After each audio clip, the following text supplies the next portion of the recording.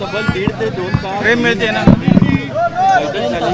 महाराष्ट्राच्या राजकारणात एक नवीन समीकरण जुळताना दिसतंय। मनसे आणि शिवसेना यांची युती होणार का? दोन्ही पक्षांच्या प्रमुख नेत्यांची महत्त्वाचं बैठक झाली, स्नेहभोजन देखील पार पडले। इतरही सर्व दोन्ही पक्षांचे नेते उपस्थित होते। काय नेमकं घडतंय? असं आहे की प्रत्येक वेळेला दोन नेते भेटले की राजकीय चर्चा होतेच असं नाही।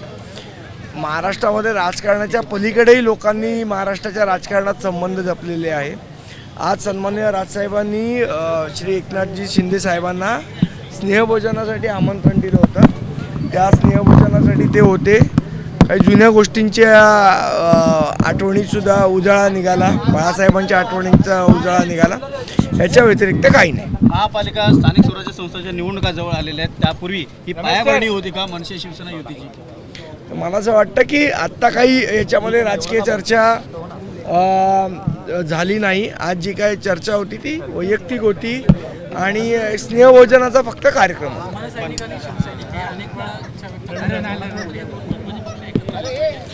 नाही, आमच्यामध्ये काही विचारांची तफावत नाही आहे ना। शेवट हिंदू हृदय सम्राट बाळासाहेबांचेच विचार आहेत आणि सन्माननीय राजसाहेब तर बाळासाहेबांचेच विचार पुढे नेत आहेत। एकनाथजी शिंदे पण तेच करतात, त्यामुळे काही वैचारिक मतभेद नाही आहेत। पण आज युतीची चर्चा नव्हती एवढं सांगतो की आज दोन्ही